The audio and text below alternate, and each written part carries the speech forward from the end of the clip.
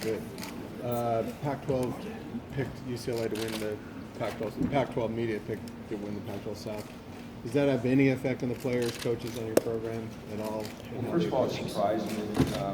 I thought that USC, Utah, State, Arizona, Colorado, I thought those teams would probably be picked ahead of us just based on the way that we finished last year in a rather disappointing fashion.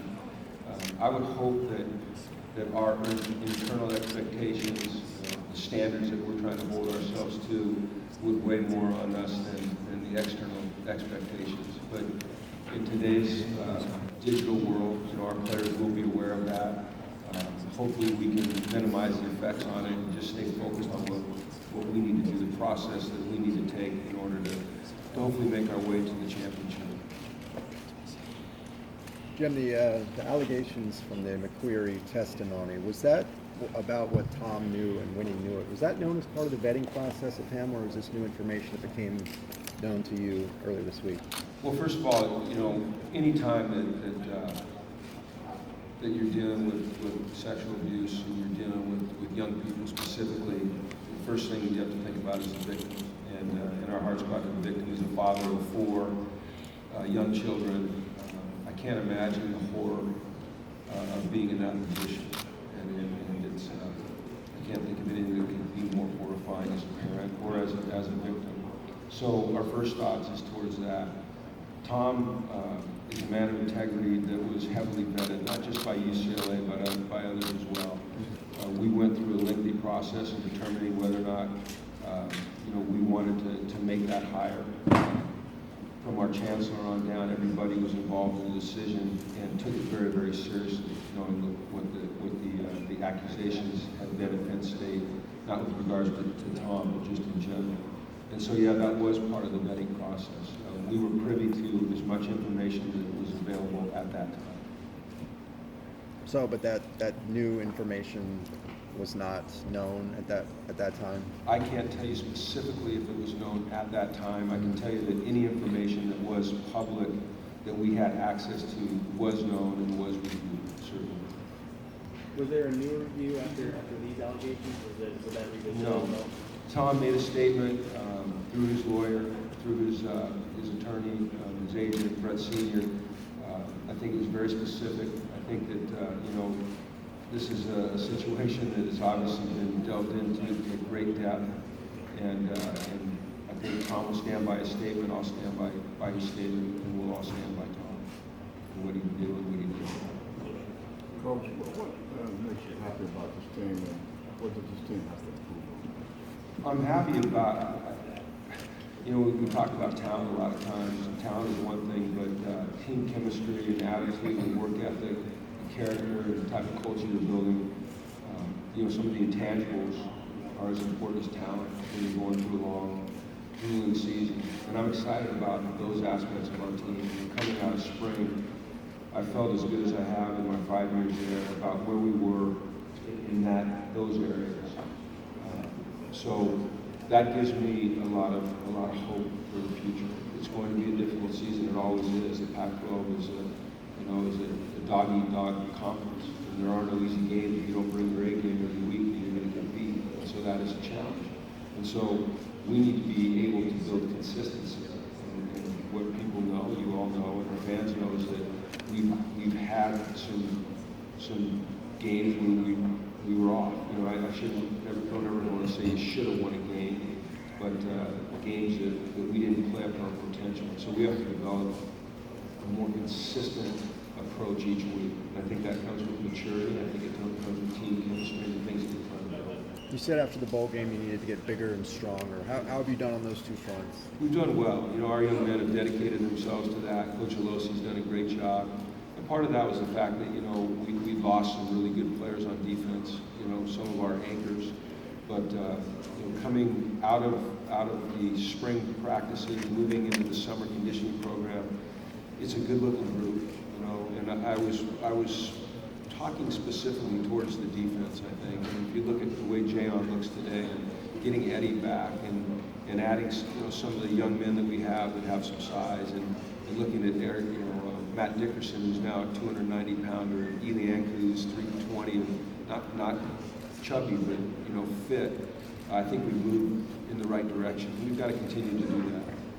What's the status of some of those guys injury-wise? Eddie Vander does. Who else? Fabian. Moreau. You know what? They're all cleared right now. I think the important thing is this, especially with two guys that have played a lot of football, specifically Eddie and Fabian, is that we do a really nice job of managing them through the fall camp and making sure that they're getting the work that they need so that they're sharp and they're prepared to go to Texas A&M and play well, but that we don't wear them out, we don't sacrifice their health, and we'll do a good job of that. We've changed the structure of our training camp a little bit this year. As everyone knows, we've always gone to San Bernardino for 2 weeks. This year we're going to spend the first week at UCLA, and then we're going to go out to San Bernardino just for 6 days and have 9 practices and really get after it, and then we'll come back to UCLA and start preparing for the season. What was the thing? concern going into the fall camp? My concerns are always the health and welfare of our players. Staying healthy and that balance between getting the work in that you need to get in order to be prepared for the season, staying healthy. Specific to position, probably every coach in here, just depth, along the offensive line specifically.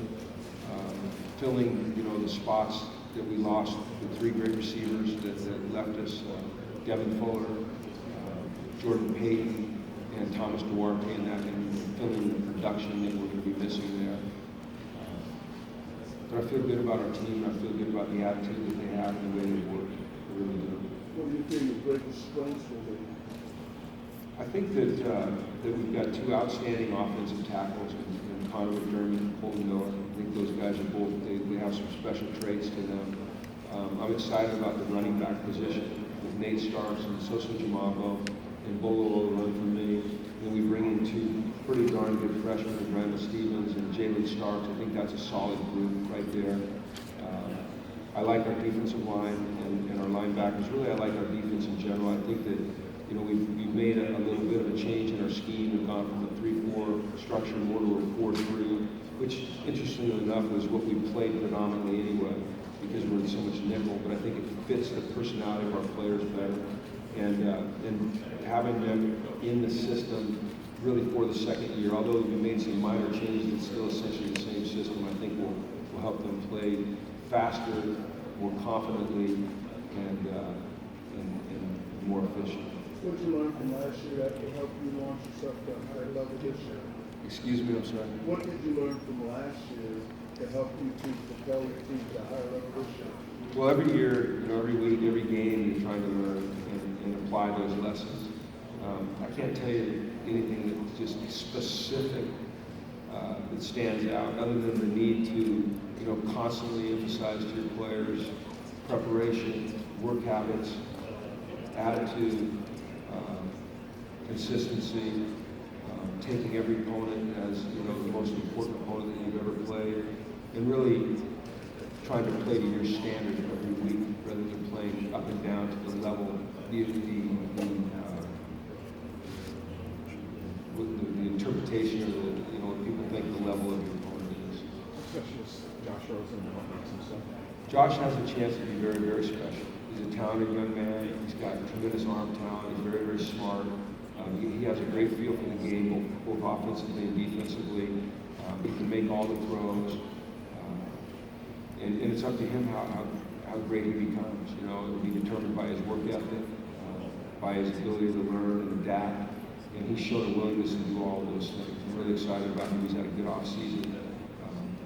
His teammates really respect him. They really like him. And I think, the great quarterbacks that I've been fortunate to be around, and I've been able to, I don't say this in a braggadocious way, but I've been able to be around some of the greatest ever, all had a personality trait that allowed them to integrate themselves into the team, become a member of the team, well-liked and well-respected, go out and do things with the guys, but also separate themselves from the team when they needed to assume that leadership role as a quarterback. And I see those traits in Josh at a very young age, and he just needs to continue to develop that way. Why the change in training camp structure? I know you really like San Bernardino in the past. I have liked San Bernardino, and I still do like San Bernardino, and I think it serves us well to go out there. But quite frankly, it was we were out there too long. And that first week, you only allowed one practice a day. And it became a little bit more of a grinding burden on our players and our staff than I really liked. So what we're going to do is that first week, we're going to stay at the new Luskin Center there, that beautiful new hotel on campus right at our field. We're going to use our facilities. We'll have one practice a day. We'll have our normal walkthroughs and meetings. Then we'll do some team activity things. You know, some things are a little bit different. Just some team bonding things. We bring in some great speakers and things like that. And then we'll go out to San Bernardino that second week. We're going to have 2 days. And we'll have 9 practices in 6 days and really get after it, really grind. And then we'll come back and get ready for the season. So we just felt as a staff that at this point in our development, that was the best way for us to go. Have you ever faced a former coordinator the first game after you left your staff? I don't know if that ever happened in the NFL. Yeah. But it's a pretty unique situation. Yeah. I have actually a lot. Yeah, a number of times. Really? Is it Not, changing not, it? it is a change some things. You need to change some signals, some of your verbiage, but that's natural for us right now because we have adapted our offense a little bit. I don't know how much we'll have to change defensively, probably some of our hand signals, but structurally, probably not anything. You know, everyone always asks us an advantage to play someone that you're so familiar with. It is and it isn't because he's familiar with you as well. Right. So it's all about going out and executing and playing well, taking football, and doing those things. What sort of message did you have, if any, for Josh after the hot tub and Trump hat and some of those? The hot tub, I found amusing. You know, I thought it was a young college student having a little bit of fun. You know, the Donald Trump tweet and then the NCAA tweet. We had conversations about that and about the appearance, about the image that he's projecting for himself and for his university. But I'll tell you this, you know, UCLA has a long history, you know, going back to King Abdul Barr, who was the law senator at the time, and Bill Walton, of having people on their campus that are socially aware and not afraid to rattle the cage a little bit. And I just want to make sure that Josh understands that this is a different world, and that everything that he does say is being analyzed and sometimes overanalyzed, and that he's making good decisions and thinking twice before he speaks once. And more for his future than anything else. But, you know, he's a young man, and he's got his own thoughts, and we want to encourage that, but at the same time, we want to be socially responsible. Was that part of the reason why Josh isn't here today? Is it Why? Because we've always brought upperclassmen, and, you know, so Jayon and Connor were in the right to be here. Josh he's played one season of college football. These guys have played multiple, so that's been our policy. It's not to hide him, and he'll have, you know, access. He'll have access to him every Monday this year. But quite simply, it's not to hide him. It's to reward some of our upperclassmen that we think earned it. Coach, you have talked about the team screen and especially the return game. I know UCLA has a return a lot of kicks and punts and touchdowns and everything. Have you addressed that? Well, Ishmael has, and we'll get him back there again this year. You know, he's been a pretty dynamic returner, very good returner for us. I don't know where he ranks or where we rank in the return game, but I believe that we're pretty darn good, quite frankly. Maybe not for touchdowns; those are hard to do. But getting Ishmael back there again as a returner, I think will help us. You know, we moved him to offense in the spring. He's a dynamic guy when he has the ball in his hands, and hopefully, you know, we can block things up a little bit better for him, and then he can make some special things happen on his own, his athletic ability. What was the kind of the logic behind moving him from